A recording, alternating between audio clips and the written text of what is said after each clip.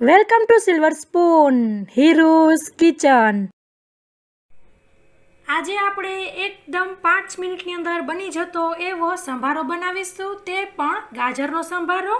અને ફ્રેન્ડ્સ, આ રેસીપી મારા મમ્મી બનાવવાના છે, તો જોઈ લઈએ ફટાફટ બની જતો એવો ટેસ્ટી ગાજરનો સંભારો કેવી રીતે બનાવવો તેની રેસીપી. બહુ જ ટેસ્ટી લાગે છે, તમે જરૂરથી એક વખત ઘરે ટ્રાય કરજો. તો ચાલો આપણે મોડું કર્યા વગર શરૂ કરીએ ગાજરના સંભારા બનાવવાની રેસીપી.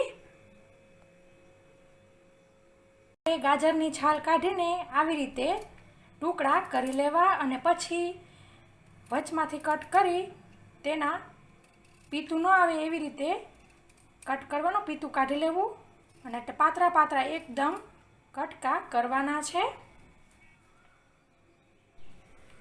તો ફ્રેન્ડ્સ, આપણે સરસ ગાજરને પાતળા પાતળા સમારી લીધેલા છે. અહીં મારા ગાજર દેશી ગાજર છે. પછી આપણે મરચાંને પણ સમારી લેશું લાંબા લાંબા.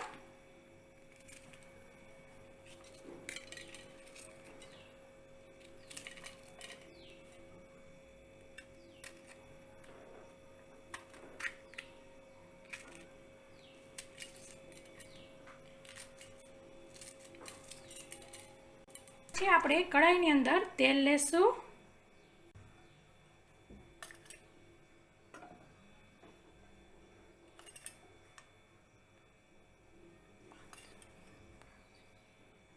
પાંચ ટેબલ સ્પૂન. મિત્રો, તેલની ક્વોન્ટિટી તમે તમારા હિસાબ પ્રમાણે વધઘટ સેજ કરી શકો છો. અને પછી આપણે ગેસની ફ્લેમ ચાલુ કરવી. તેલ ગરમ થાય એટલે આપણે તેની અંદર 1 ટીસ્પૂન રાઈ ઉમેરીશું.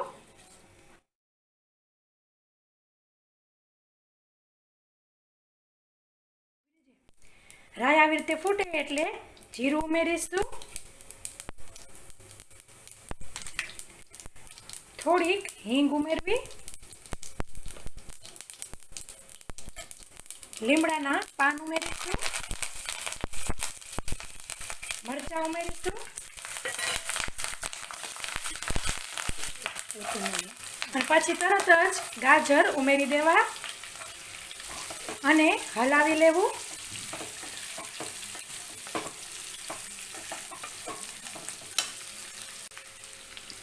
પછી અડધી ટીસ્પૂન હળદર ઉમેરીશું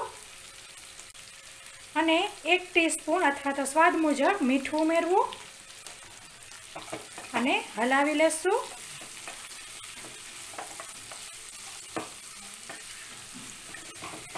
અને ફ્રેન્ડ્સ, આપણે સંભારો બનાવી રહ્યા છીએ એટલે કાચો પાકો જ સારો લાગે, એટલે આપણે ગાજરને એકદમ કૂક નથી કરવાના. બધું હળદર મીઠું ઉમેર્યા પછી મીડિયમ ફ્લેમ પર 2 મિનિટ માટે આપણે આવી રીતે સાતળીશું. તો મિત્રો, આપણી 2 મિનિટ થઈ ગઈ છે મીડિયમ ફ્લેમ પર. હવે આપણે બીજા મસાલા કરીશું. ખાંડ ઉમેરીશું 2 ટીસ્પૂન. પણ તમારે ખાંડ ન ઉમેરવી હોય તો તમે સ્કીપ કરી શકો છો. તમે ગોળ પણ ઉમેરી શકો છો એની બદલે, અથવા તો ગળ પણ સ્કીપ કરી શકો છો.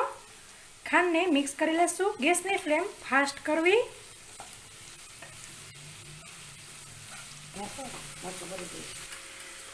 ખાંડ મિક્સ થઈ જાય એટલે ગેસની ફ્લેમ ધીમી કરી લેવી. અને હવે આપણે લાલ મરચું ઉમેરીશું. તે તમે સ્વાદ મુજબ ઉમેરી શકો છો અથવા તો આવી રીતે 2 ટીસ્પૂન ઉમેરવી.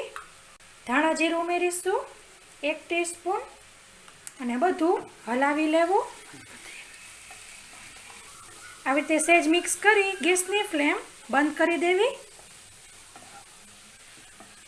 અને પછી બધું સરસ મિક્સ કરી લેવું.